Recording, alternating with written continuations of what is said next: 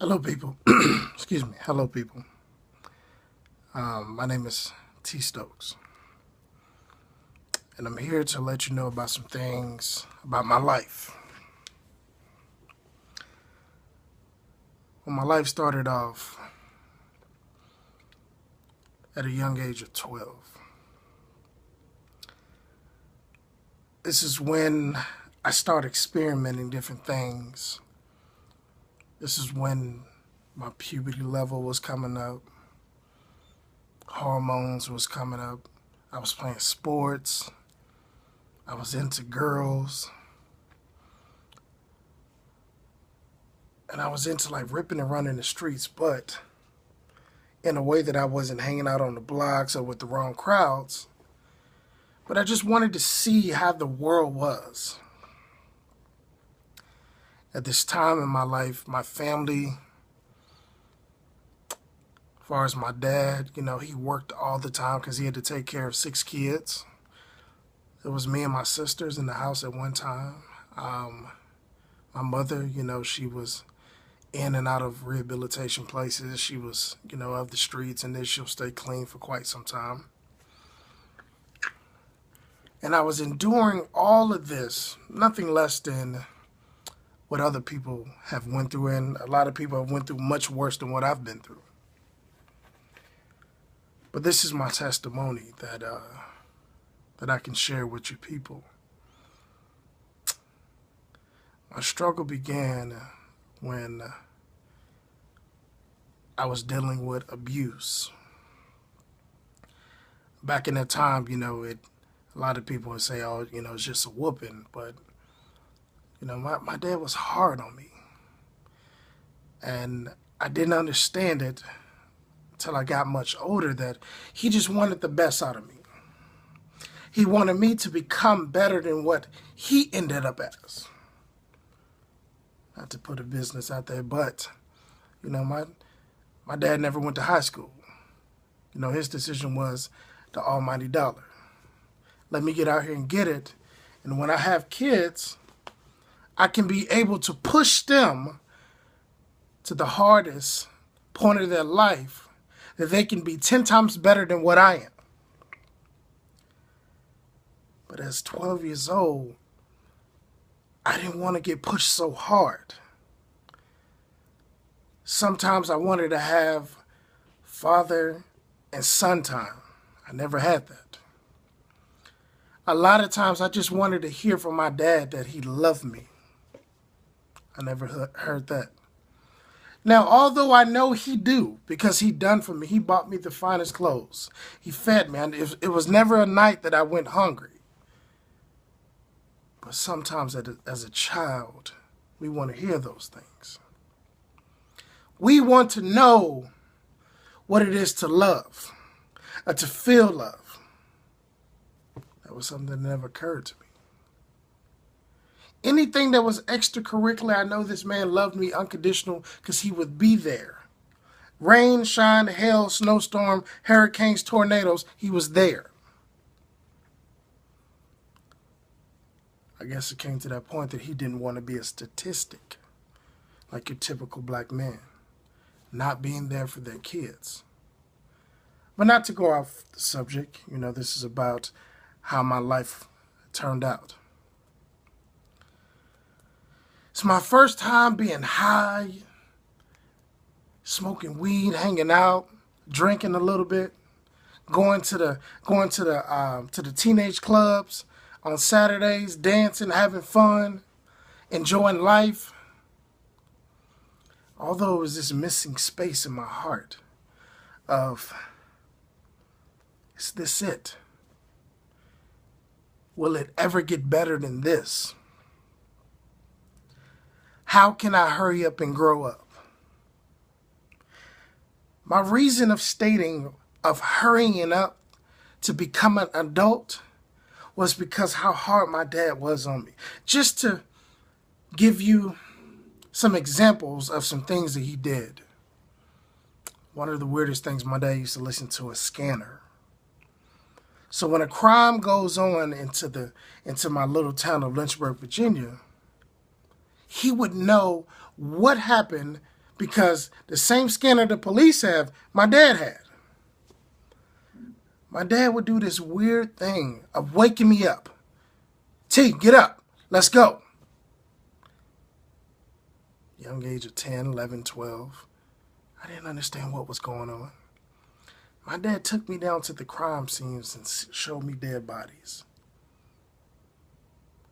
And they would be out there stretched out, a white sheet over them, chalked out, and it would be a street full of police officers.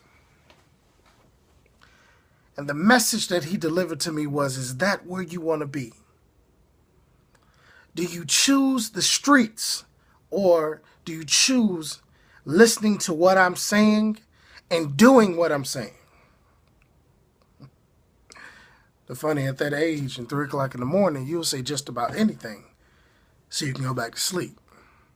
So at that time, I didn't get the messages he was portraying towards me. But I listened. When situations and problems went on, instead of arguing my way out of it, I listened. Part of becoming successful in life is listening. Take heed, take advice from the people that have been there and done that. That's what the older guys say. I've been there and I've done that. You can learn from me, youngster. And yes, I learned. I learned a very valuable lesson.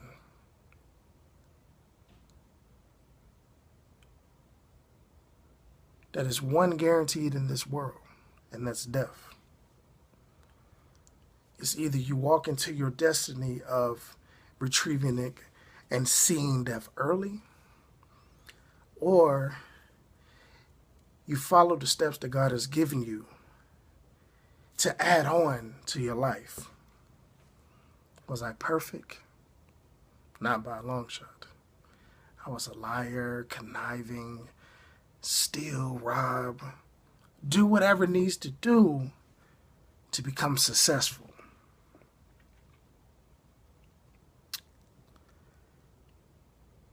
And although I never knew what I was going to be, I had these dreams. Oh, I want to be a football player. I want to be an actor. I want to be a motivational speaker. I want to be able to get out to people the message and what I've been through. Although deep down inside is still to this day this little boy that has been missing that love from a family.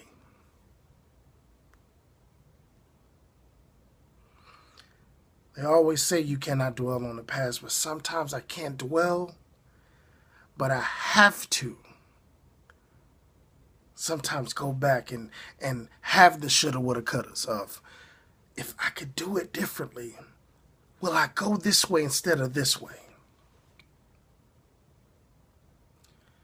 That's one of the questions that I've asked myself for the past 15 years.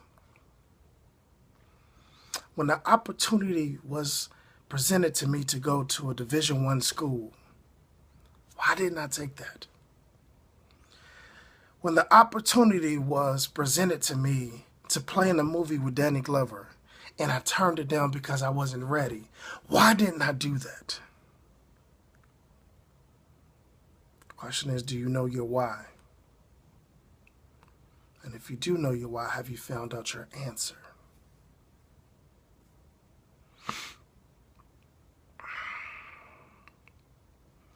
We're all going to go through things in life that we don't understand.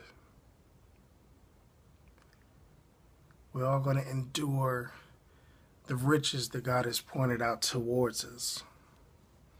We're all going to have the same opportunity if we abide by the rules, respect our elder, respect our parents. And everything that's written for us will be presented towards us. It's up to us as people, human beings, to travel that road of success. You never know what failure is until you attempt to be successful.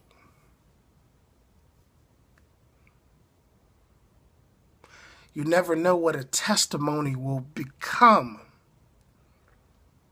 until you have failed.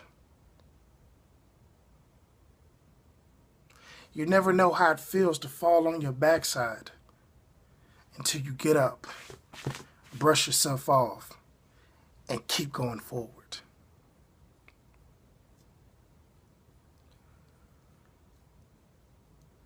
Some people ask me who were my role models. I'm just going to name a few. My father being my number one role model. Even though that man was so hard on me, I don't think I would have wanted it anyway. I don't think I would have, now being 31 years old, would have ever wanted it to turn out any way but how it was designed to be.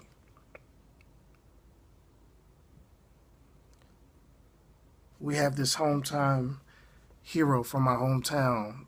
His name is Choppers. He owns a few barbershops, beauty salons.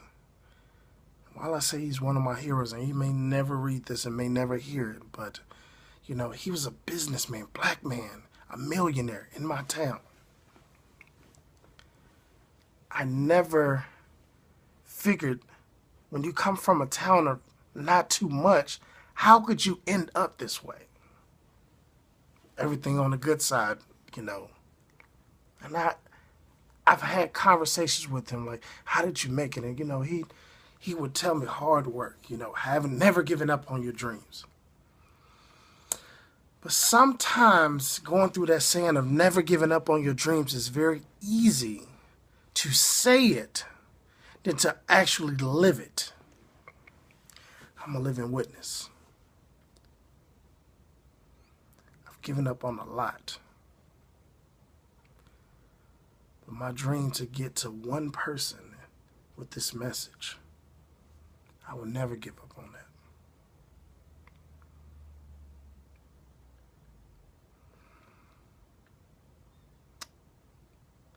My struggle was hard. I'm going to tell you a little story from when I was even younger. I was at the age of 5 or 6 years old.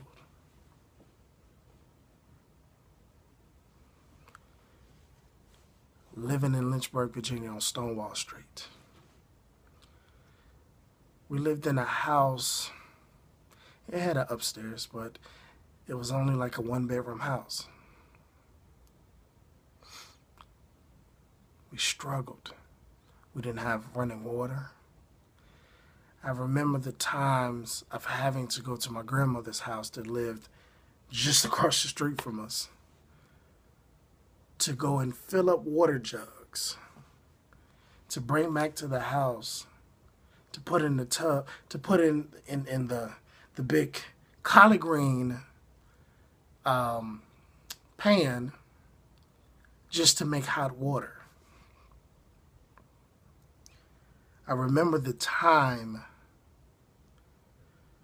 where the house was, we was warming up the house with a kerosene heater. And my dad always told me I'm going to be something athletic because I would always run. I never knew how to walk nowhere. And one thing that happened was I went to the bathroom and I was probably 6 years old. And the kerosene was right by the bathroom.